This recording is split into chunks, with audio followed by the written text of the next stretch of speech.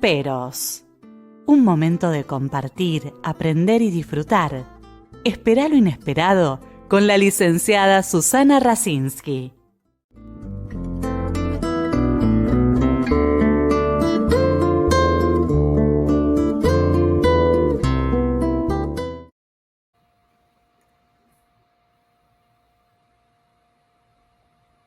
Muy buenas noches. Antes de presentar a la invitada, quiero agradecer al auspiciante Ediciones Ricardo Vergara, que me ha mandado uno de los tantos libros que ha hecho. Esta es una compilación de varios autores sobre la psicosomática en los niños y adolescentes.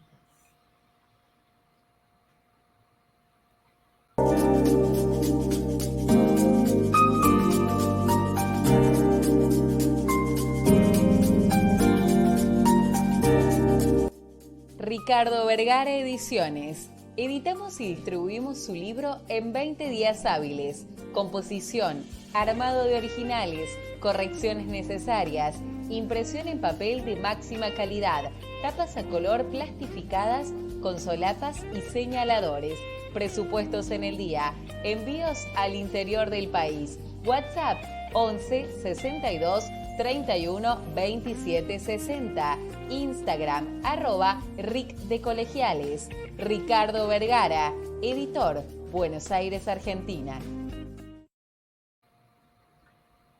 Tengo el agrado de tener hoy una invitada que ya ha estado con nosotros, una estudiosa, una investigadora que ha participado en numerosos congresos, ha escrito en numerosos libros, es miembro de nuestra institución. Bienvenida, Mirta Goldstein. No se te escucha. Fíjate si tenés apagado el micrófono. ¿No? Ahí ahora sí se te escucha. Bueno, te quería agradecer la invitación, es un gusto estar otra vez con ustedes. Y hoy creo que voy a hablar un poquito ya que mencionaste a Ricardo Vergara, de un libro que va a salir pronto editado por él, así que doble encuentro. Bueno, fantástico. Bueno, te voy a presentar, Mirta. Mirta es doctora en Psicología de la Universidad de El Salvador, miembro de APA, es especialista en Psicología de la Mujer en la Universidad Hebrea de 1980. Tuvo el premio Lucien Freud sobre estudio de género femenino y masculino, que es uno de los temas que hoy vamos a abordar.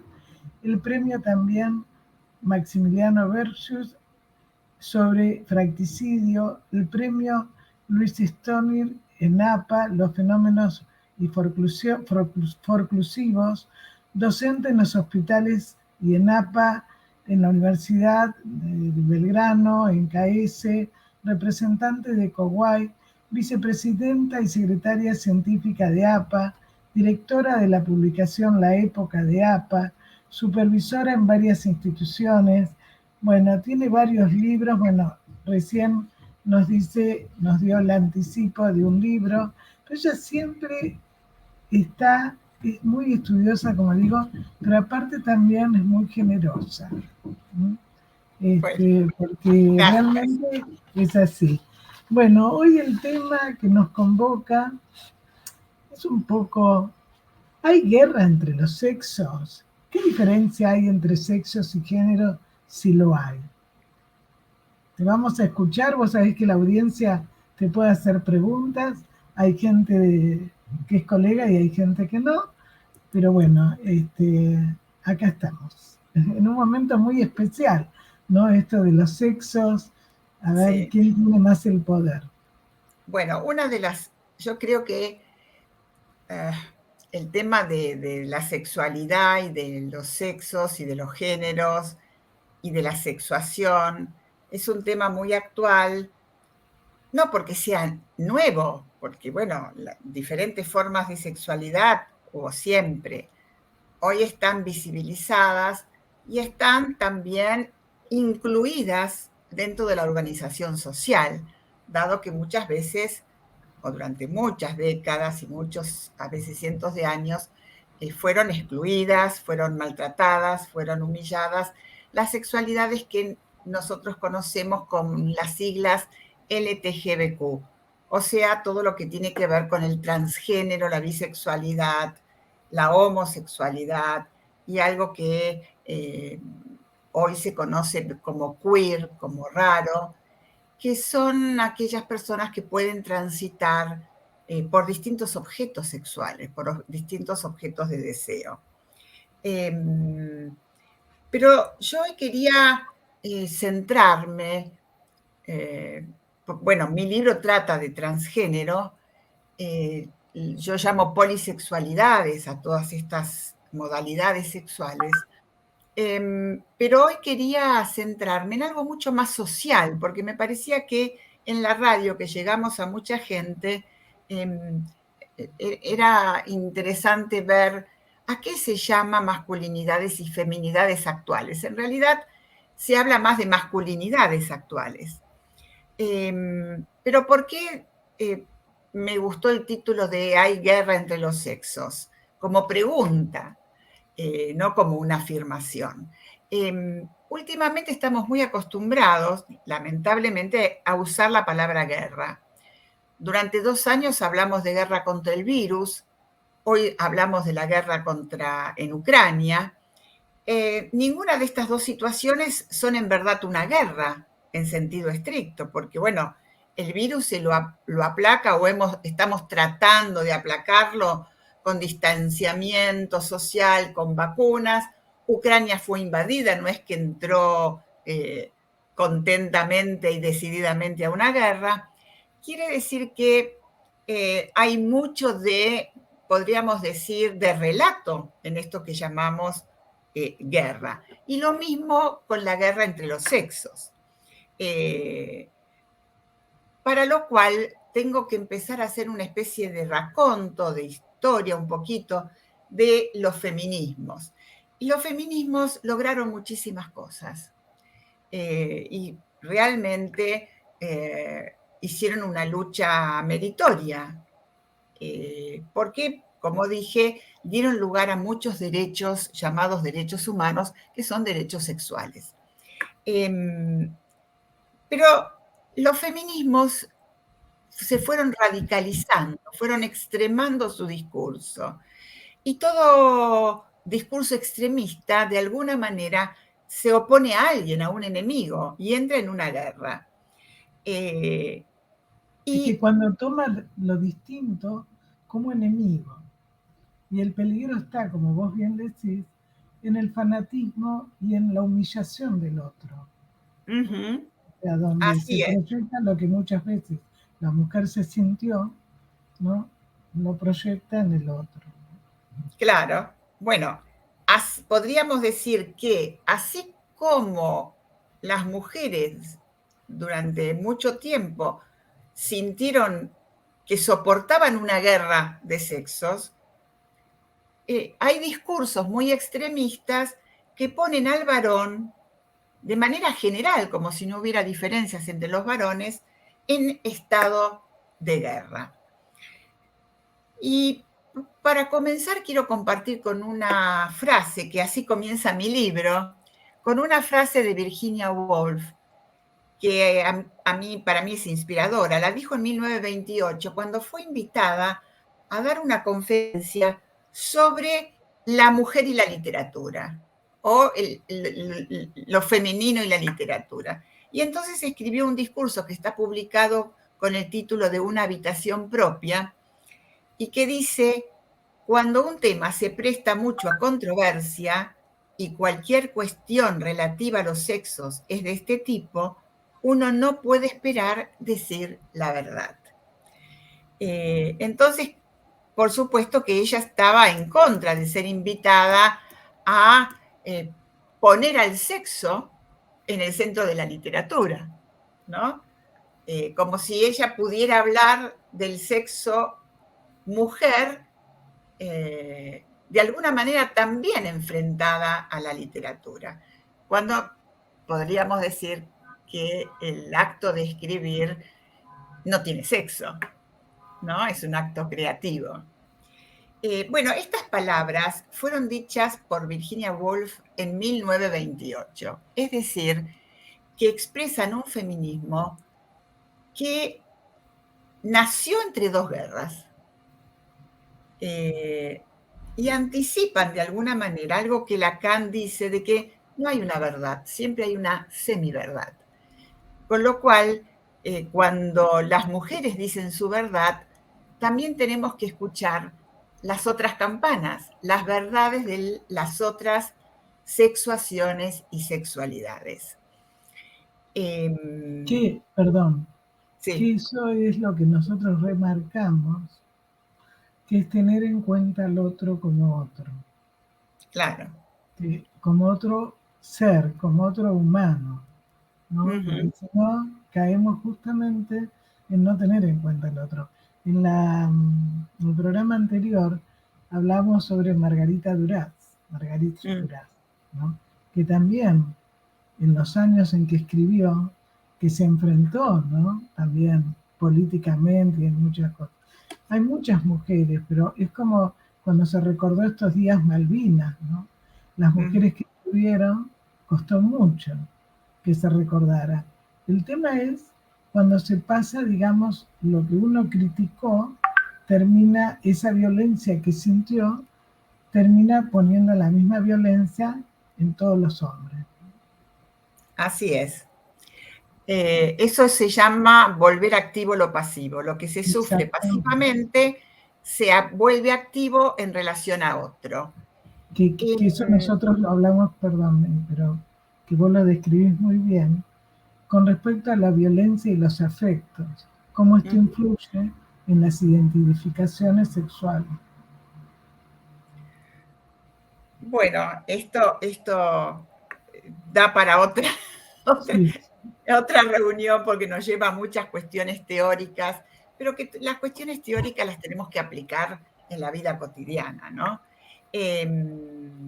Entonces, retomo que los feminismos de alguna manera le declaran la guerra al patriarcado, pero sin a veces distinguir, y por eso se llaman radicalizados, que también el patriarcado se modifica según los contextos socioculturales. Por supuesto que no es lo mismo un patriarcado en una monarquía que en la antigüedad, que en la modernidad.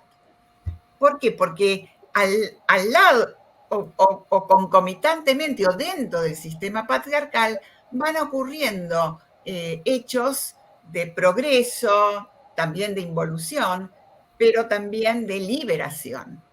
Entonces, por ejemplo, pienso que no es lo mismo el patriarcado que tenemos en la Argentina, con una tradición, con una cultura muy patriarcal también, pero que si hoy pensamos que tenemos leyes de matrimonio igualitario y leyes, por ejemplo, una ley sobre el aborto, por más conflicto que esto cause en la sociedad, los tenemos y la sociedad los va incorporando. Quiere decir que aún dentro de los patriarcados, diría yo, hay diferencias, sobre todo en nuestra época. Pero esto tiene que ver con que se dice las luchas de liberación de las mujeres, ¿no? Entonces, cuando se habla de lucha, ya se está hablando de que se lucha contra algo, ¿no? Entonces, me parece que por eso hay como que también deconstruir esta cuestión de la guerra. ¿M? Y es cierto que en toda la historia muchas mujeres dieron su vida, su energía, entregaron su familia en pos de concretar posiciones sociales, derechos, por ejemplo, el derecho a escribir, ¿no? Que tantas mujeres tuvieron que ocultar. Pero no, muchos fueron hechos aislados. Recién con la Revolución Francesa se empieza a organizar el discurso feminista en un discurso, podríamos decir. Entonces empieza una revisión de la postura de la mujer mucho más orgánica. En 1891, un señor Olympe de Gouges escribió la Declaración de los Derechos de la Mujer y la Ciudadana, en contrapartida a los derechos del hombre y los ciudadanos de la Revolución Francesa. Entonces, en ese momento las mujeres pedían el derecho al voto, cosa que no consiguieron. Y aquí quiero decir algo, que las estructuras rígidas se mueven paso a paso, a veces con muchos retrocesos. Y hay un hito también que se dio un año después, en 1792, con un texto de una mujer, Mary Wollstonecraft, que escribió una obra que se llama Vindicación de los Derechos de la Mujer. Y ahí comienza el discurso teórico, político y filosófico feminista. ¿Por qué? Porque la palabra vindicación significa justamente ejercer una defensa por escrito. Es decir, que empieza a escribirse, se empiezan a escribir declaraciones y por lo tanto también leyes en pro de la igualdad de derechos entre hombre y mujer.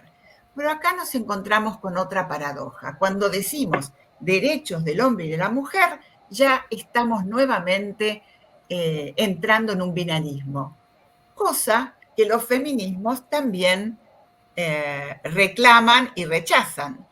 Es decir, lo que hoy por hoy el feminismo pretende es salir, pero no tan solo el feminismo, sino todas las corrientes sexuales, lo que pretenden en estos momentos es salir del binarismo sexual.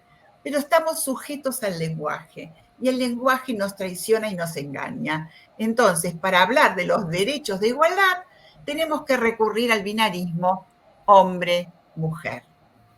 Esto abona lo que les dije antes. A veces hay que conquistar un derecho y después retroceder unos pasos para poder seguir avanzando. Es decir, las guerras no se ganan ganando una batalla. Bueno, se abre podríamos decir, la lucha de los feminismos y las mujeres por la igualdad civil y por podríamos decir, una base, un fundamento, que es que ningún ser humano debe ser privado de ningún bien o derecho a causa de su sexo. Pero esto también tiene podríamos decir, sus paradojas. En principio se buscó eliminar la dominación y la violencia de los varones sobre las mujeres. Luego, la lucha se centró en la liberación de los homosexuales, el derecho al orgullo gay, y hoy por hoy de los derechos transgéneros. Y hoy ya estamos en la etapa de empezar a recoger los efectos de todas esas luchas. Y yo les decía que esto de los derechos, de que nadie sea rechazado, excluido o oprimido por cuestiones sexuales, no siempre puede ser cumplido, ¿no? Por ejemplo, sabemos que el discurso nazi mató 500.000 homosexuales. Bueno, ¿no? Cuando vos vas a Rusia, cuando yo fui, una de las preguntas que hice al guía, ¿cómo se abordaba la homosexualidad? Entonces me dijo, bueno, eso es algo muy personal, es muy íntimo. Y justamente, digamos, en este momento, colegas nuestros que están pasándola muy mal, tanto en Ucrania como en Rusia, es todo un tema, porque es como que no se puede hablar.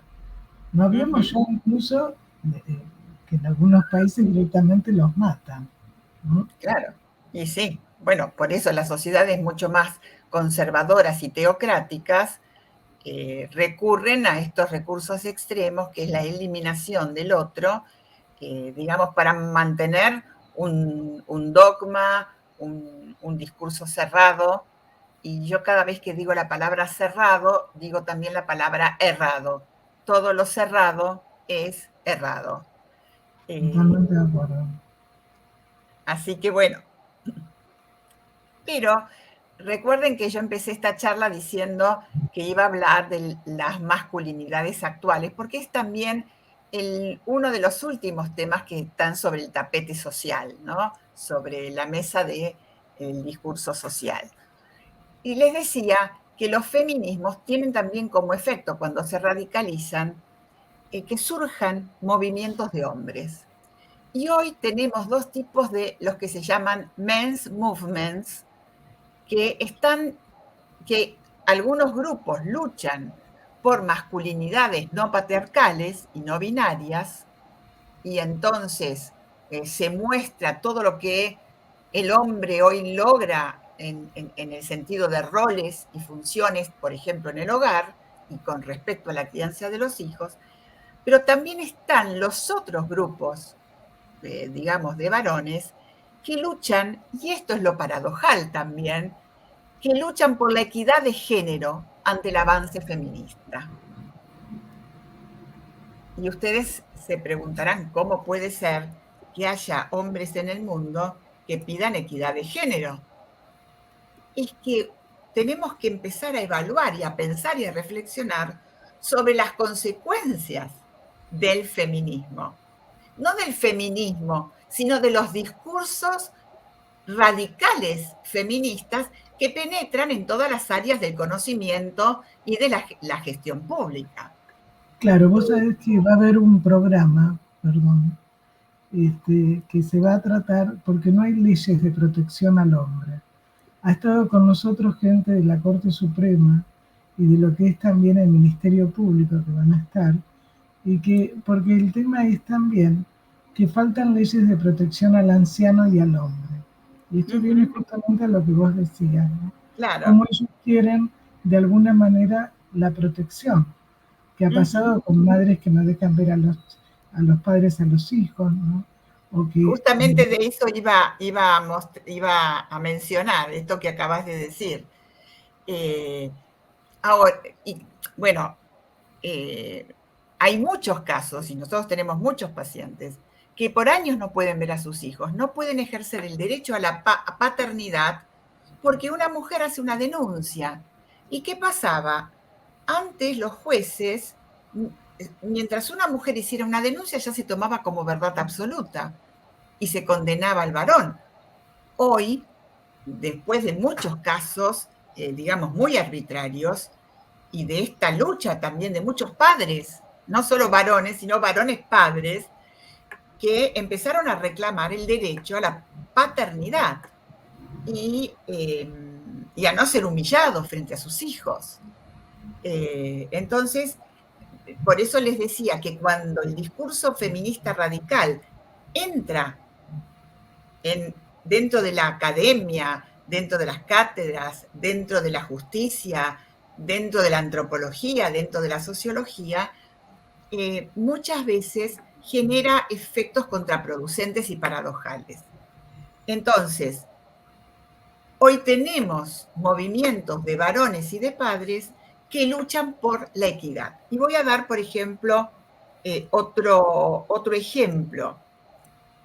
Ustedes saben que aquí en la Argentina se estableció, por ejemplo, en un determinado momento, que haya un 30% de mujeres en todas las funciones. Creo que hoy ya se elevó al 50%.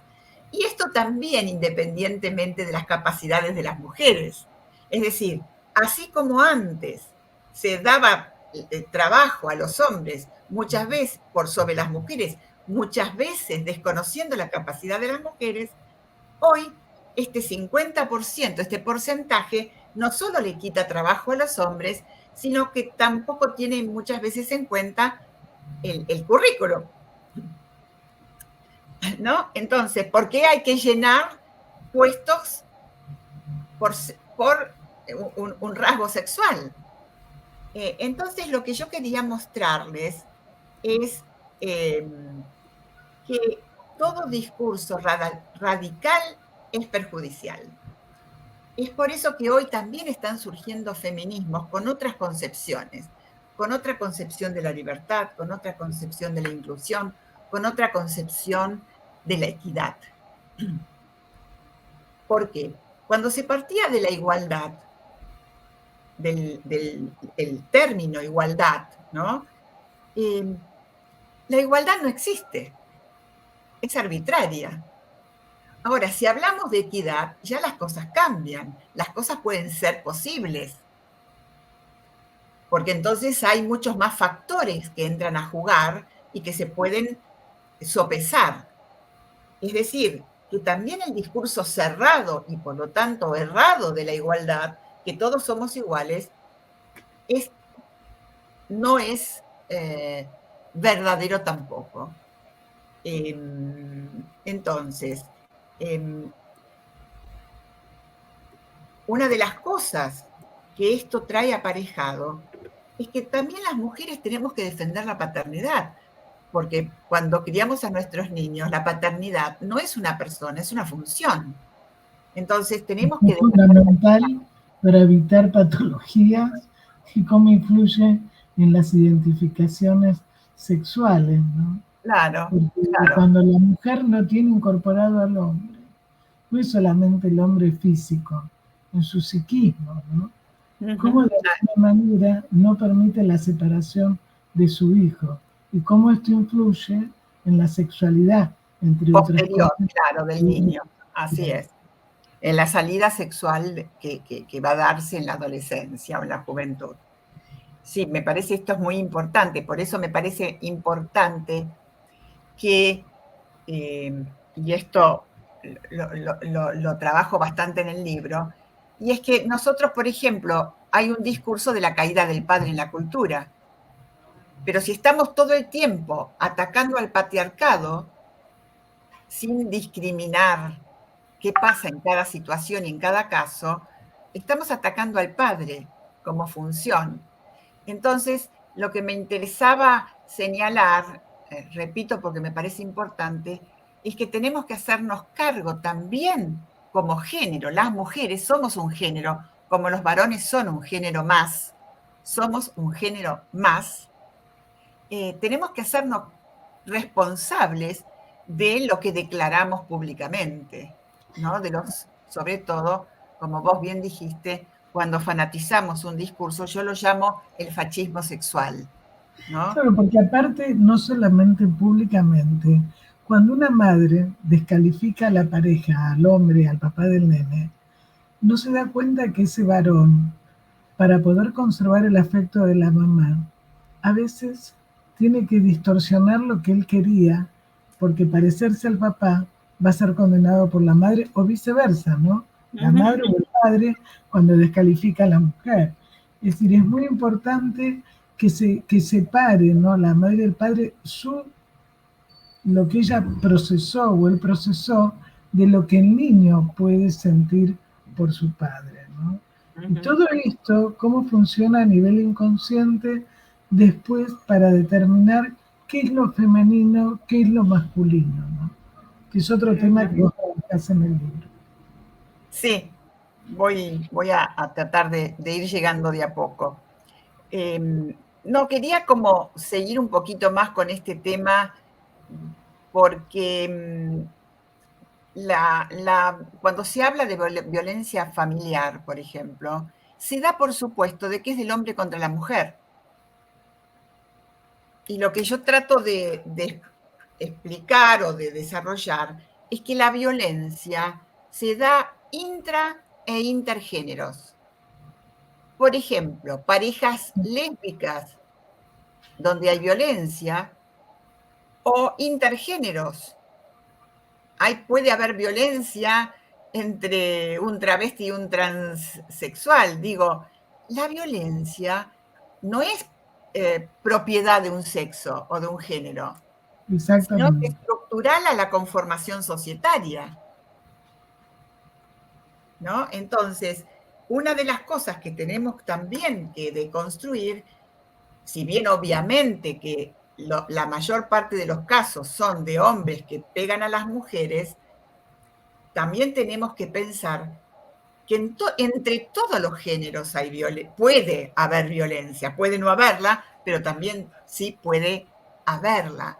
Sobre todo en un momento en que tenemos matrimonios igualitarios. Y en los matrimonios igualitarios se dan las mismas situaciones que en los matrimonios heterosexuales. Es decir, hay malestar, hay rivalidad entre una posición y otra, entre el que es más femenino y el que es más masculino, entre el que trabaja y el que cuida de los niños, porque también tenemos que pensar que el matrimonio igualitario es matrimonio porque tiene en su fantasía o en la realidad la idea de una familia, la idea de la parentalidad. Entonces se dan todos los fenómenos de pareja y de familia que hay en cualquier pareja y familia. Entonces, otro de los prejuicios que a mí me parece que tenemos que resolver es que el varón heterosexual es patriarcal y machista, y por lo tanto es el varón heterosexual el que tiene que cambiar. Y ahí me parece que tenemos que distinguir y diferenciar que cualquier sujeto que se posiciona desde un lado fálico extremo es machista. Y el machismo, si bien lo vemos en los hombres, tampoco tiene sexo. El machismo es el discurso que idealiza el poder del más fuerte. Exactamente. Entonces, si cualquier sujeto de cualquier género puede ser machista. Y esto creo que es algo que las feministas extremas no me admiten. Me he peleado con muchas feministas extremas, hace poco en España, otra vez en un congreso acá en el Congreso argentino. Digo, cuando uno dice estas cosas frente al discurso extremo, se genera una tensión muy fuerte. Bueno, cuando en realidad, ¿sí? Claro, no toleran porque justamente se identifican con lo que estás diciendo. También nosotros lo vemos en ciertos discursos, también en educación, en distintas áreas, ¿no? Donde se confunde el autoritarismo, la actitud narcisista y perversa con lo que significa la autoridad. Por eso está muy bien lo que dijiste, la actitud machista no es una cuestión del hombre, nada más. No, puede estar sostenida por una mujer. Una mujer puede hablar en posición machista y puede actuar en posición machista, por ejemplo, respecto de otra mujer. Sí, sí. ¿No? Bueno, entonces esto me parece importante porque lo que yo quería diferenciar es entre masculinidad y machismo. No por ejercer la masculinidad se es machista. Per se lo puede ser, pero no hay una esencia en el hombre que sea machista. Sí hay una posición viril cuando se identifica con el padre o con otro hombre. Pero el machismo, y acá voy como llegando a otras cosas, se sostiene en lo que Freud llamó el repudio a lo femenino. Entonces, se torna fanático de lo fuerte en contra de lo débil. Y lo digo así, no solo porque la mujer ha sido considerada el sexo débil durante mucho tiempo, sino porque el machismo ataca al hombre débil. Sea porque lo considera homosexual, sea porque le hace bullying, porque lo trata de marica, sea porque lo trata de perdedor. Entonces, la posición machista que idealiza el poder de lo fuerte también se puede dar en cualquier género. Y es un paradigma, yo lo tomo como un paradigma, el paradigma de lo fuerte y lo débil, que es un paradigma que se vuelve segregatorio y racista de cualquier forma que considere debilidad, sea lo femenino, sea la mujer, sea el anciano, como vos bien dijiste, Susana, sea la anciana, sea el niño, ¿no? Cuando a los niños se los consideraba débiles, no niños, sino hombres o mujeres débiles.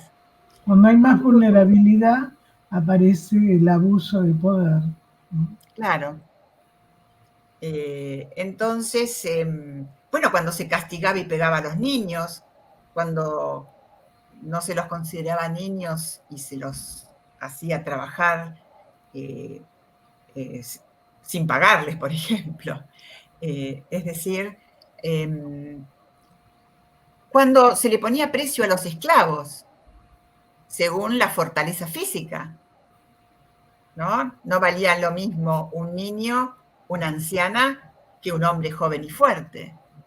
Que lo vemos también permanentemente en la calle, en un restaurante, ¿no? El maltrato a los niños, cachetadas, gritos, ¿no? O sea, no es una cuestión solo de los hombres, ¿no? Uh-huh. De por qué la persona se somete en ese vínculo. Bueno, el bullying que nosotros vemos es al más débil, al discapacitado, al que no sabe defenderse, al que es apocado. Entonces, todo esto tiene también que ver con las guerras. Piensen ustedes la palabra ser aguerrido, que viene de la palabra guerra, ¿no? Ser aguerrido es que ser valiente, a diferencia del cobarde, al cual hay que disminuir o humillar o destituir, ¿no? Entonces, este paradigma de lo fuerte y lo débil atraviesa toda la civilización. Y sigue actuando, sigue siendo eficaz. Entonces, por un lado estamos sujetos a los cambios de la cultura, la moda, las leyes, y en las diferentes épocas. Y acá, entonces, quiero traer otra diferencia, y es que no es lo mismo masculinidad y feminidad que femenino y masculino. Y tampoco es lo mismo que varón y mujer. Entonces,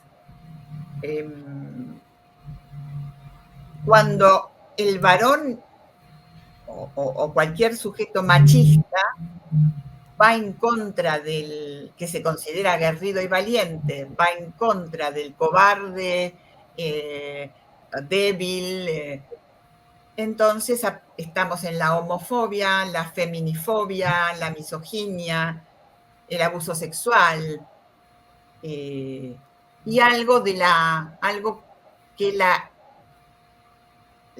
cierto rasgo heterosexual, ¿no?, del machismo también se vuelve en contra de los heterosexuales débiles. Entonces se dan cuenta cómo el rasgo sexual es usado para muchas cosas. Bueno, y quería volver, yo no sé cuánto tiempo tengo, Susana, vos me dirás.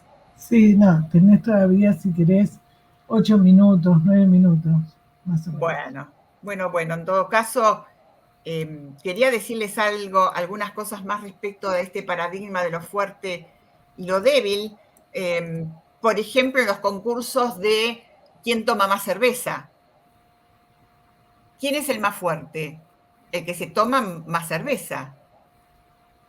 Ahora, si ese sujeto que se tomó más cerveza después agarra el auto y tiene un accidente, pasa de ser el ganador fuerte a ser débil, ¿no? Este ejemplo me sirve para mostrar cómo no se es siempre fuerte. Depende desde en qué posición uno se encuentre. Vos me hiciste recordar algo que pasa entre las adolescentes, que a veces en los baños se compiten cuántas succiones de pene hicieron, ¿no? Así Esa es. cosa de competir, ¿no? Y donde queda desplazado el goce del deseo y se confunde y se termina en situaciones muy perversas y con muchos acting, ¿no? Que todo esto, bueno, trae serios trastornos de personalidad y también para la convivencia, ¿no? Bueno, es lo mismo que esto que estábamos diciendo del alcohol. Ahí donde esa niña todavía se siente fuerte, se siente ganadora, termina siendo sacrificada, Exactamente. ¿no? Es ahí donde muestra su mayor debilidad. Por eso esto tenemos que, somos los psicoanalistas, tomando tus palabras, Susana, somos los psicoanalistas los que tenemos la posibilidad dentro de una cura analítica de dar vuelta a esta cuestión. Que ahí donde alguien se siente muy fuerte y se destruye a sí mismo, en realidad está sacrificando su vida a un ideal omnipotente, por ejemplo. Entonces, tenemos masculinidad y feminidad, y acá quiero definir qué es esto. Masculinidad y feminidad son los ropajes, las mascaradas epocales que cada quien se viste con ellos para poder salir a la escena del mundo. Entonces, la moda, por ejemplo, nos ayuda a producir nuestra mascarada, por ejemplo, femenina. Y hoy los hombres reclaman el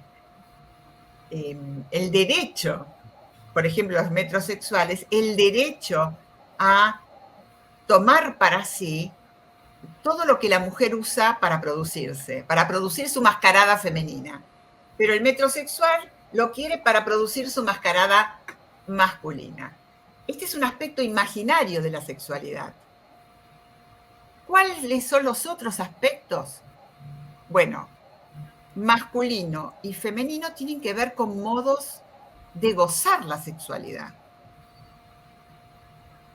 Y todos los seres humanos somos una combinatoria de aspectos masculinos y femeninos, pasivos, activos y también podríamos decir fálicos y femeninos. Pensarnos como una combinatoria ya supone salir de la pureza de un sexo. No tenemos sexos puros, no tenemos salidas sexuales puras. Nuestras salidas sexuales son mezclas. Lo decía Freud en 1925, masculino y femenino no son cuestiones puras, sino tenemos que empezar a pensar que aún las sexualidades divergentes son combinatorias de muchos elementos, muchos masculinos y muchos femeninos. Y después tenemos una faz simbólica, que es cómo cada uno se ubica en el discurso, cómo cada uno habla, desde dónde habla. Si uno habla desde un discurso de poder, ¿no? Es el profesor que lo sabe todo, entonces el alumno no sabe nada. O uno se coloca en una posición mucho más femenina de no todo. Y bueno, yo sé, pero no todo. Yo digo, pero no todo. Tengo la verdad, pero no toda. Y esta posición es la más difícil de conquistar, de lograr y de sostener también. Entonces... En esto creo que se juega algo que vos dijiste al comienzo, ¿no? Las presiones sociales y culturales. ¿Qué es ser mujer? Si no tenés hijos, y ahora que mucha gente decide no tener hijos, entonces no sos mujer. Aparece la crítica y el mandato, ¿no?, del entorno. Y lo mismo el hombre. Bueno, si en un momento dado ganás menos que tu pareja, que hoy en día es lo más común, entonces ya dejas de ser hombre, ¿no? Todas esas presiones y mandatos sociales que tienen que ver con otras cosas, con un mercado, digamos, de cantidad, no teniendo en cuenta lo subjetivo, ¿no? Así Pero que es. la Y gente se pone mal con todo eso. vos sabés, Susi, que me hiciste acordar de algo, y es que antes el valor fálico, esto que vos decías, el valor fálico de la mujer era tener hijos, al punto que una mujer que no podía tener hijos era repudiada, en muchas religiones es repudiada. Pero entonces, las mujeres que hoy no quieren tener hijos, ¿qué están dando a cambio como valor fálico? Muchas, el dinero, ganar más que los hombres. ¿Te acordás cuando Freud hablaba de la ecuación simbólica? ¿No? Hijo, pene, dinero. ¿No? Ese es hijo, pene, dinero.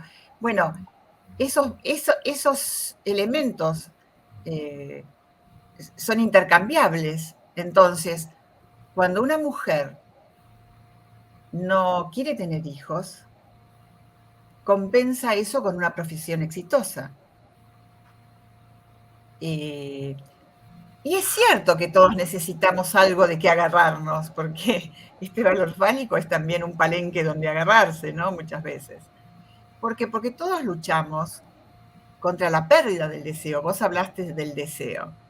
La vida es eso, es sostener el deseo. Y bueno, si alguien le dice no a un deseo, no quiero tener hijos o deseo no hijos, tiene que encontrar alguna otra sustitución a ello, ¿no? Y esto no es solo una cuestión de las mujeres por ahí lo vemos más claro en esto de los hijos, pero fíjense el hombre que a veces tiene trabajos más esclavizados o más donde gana menos, donde está más, podríamos decir, más objetalizado por lo laboral, el varón, en ese caso, que tiene dos salidas, o muchos recurren al alcohol o a la ludopatía, o muchos recurren a alguna salida así más maníaca, y otros a un hobby. Es decir, el hobby es el que sostiene el deseo de vivir, ¿no? Es decir, adquiere no la connotación laboral, sino la connotación de hacer que ese sujeto, en medio del frenesí laboral o de las demandas sociales, encuentre un recurso para mantenerse deseante. Bueno, Bueno, yo te agradezco mucho. ok. No, si querés decir, bueno, las últimas palabras que yo voy a saludar por Pascuas y para anticipar el otro programa, pero muchísimas gracias, siempre muy clara y la gente, bueno, se puede comunicar con vos y pronto, bueno, nos vas a mandar el libro, ¿no es cierto?, Sí. que estás escribiendo. Bueno, si querés vos decir algunas palabras, porque hay hombres y mujeres que nos escuchan de Perú, Bueno. de México, de Israel, de Uruguay, de Argentina, así que bueno. Bueno, ¿qué podría decir para terminar? Que la cuestión de los sexos, por supuesto que tiene una faceta privada, ¿no? Es privada en el sentido de que cada uno tiene el derecho a su salida sexual. Yo en el libro digo que lo más singular, lo más genuino que tenemos es la invención de nuestra sexualidad y que lo que llamamos la salida sexual o sexuación, la asunción de un género, es el invento más singular y genuino que cada ser humano se da a sí mismo. Y es irrepetible, es único. Aunque haya otra mujer, otro transgénero, de cómo cada quien goza y desea, es único, es un modo único e irrepetible y por lo tanto es lo más singular y propio que tenemos. Y por eso es que hay que respetarlo. Bueno, Y es cuando la persona se encuentra a sí mismo. Muchísimas gracias. Muchísimas gracias. Y bueno, ya estás invitada para una próxima vez porque es un placer. Gracias, bueno, yo quiero saludar porque estamos en una fecha muy especial, judeo-cristiana, ¿no? Es decir, donde se festejan las Pascuas y Pesaj y donde de alguna manera creo que el mensaje es el amor con los afectos. La familia entendemos por los que nos rodean, los que podemos, si no son la familia original. Pero es muy importante el poder compartir con el otro. Y si alguien está solo, siempre hay alguien, ¿no es cierto?, que puede escuchar. Y que tenemos que tener una esperanza para la libertad, justamente, ¿no?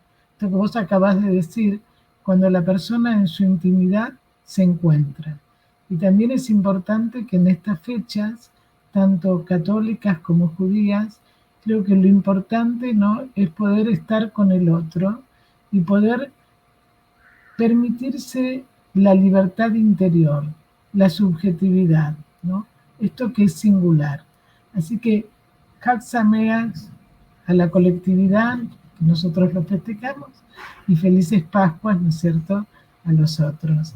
Bueno, Mirta es presidenta, bueno, decilo vos, Mirta, porque yo no te presenté así, pero bueno. Bueno, que además de psicoanalista, tengo un grupo de mujeres, hacemos otras cosas, y es lo que nos mantiene también vivo el deseo, que se llama la Red de Mujeres Judías Argentinas, que ya cumplió 10 años, y que no es solo para judías, sino que nosotros justamente lo que hacemos, esto que vos acabas de decir, bregamos por una convivencia mucho más armónica y democrática, y a lo que vos decías agregaría, qué lindo es que un católico invite para Pascuas a un judío y un judío invite a un católico o a un protestante o lo que sea a la cena de Pesaj.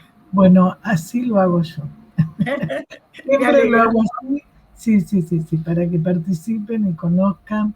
Y bueno, y creo que es un poco tener en cuenta lo universal, que todos somos humanos. Por ahora es así lo que conocemos, ¿no? Pero es muy importante el poder compartir, el aprender, el disfrutar, ¿no?, con el otro. Bueno, yo les anticipo que en el próximo programa, que también es un poco otro tema, pero a continuación de esto, que son Familias sin Fronteras, con una colega nuestra, Patricia Colombré, que habla los distintos tipos de familia. Por eso eligió Familias sin Fronteras. Bueno, un abrazo y vuelvo a decir, gracias. Felices Pascuas y Chag Sameach. Gracias, Mirta. A vos.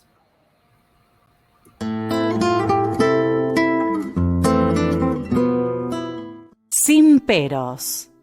Un momento de compartir, aprender y disfrutar. Espera lo inesperado con la licenciada Susana Rasinski.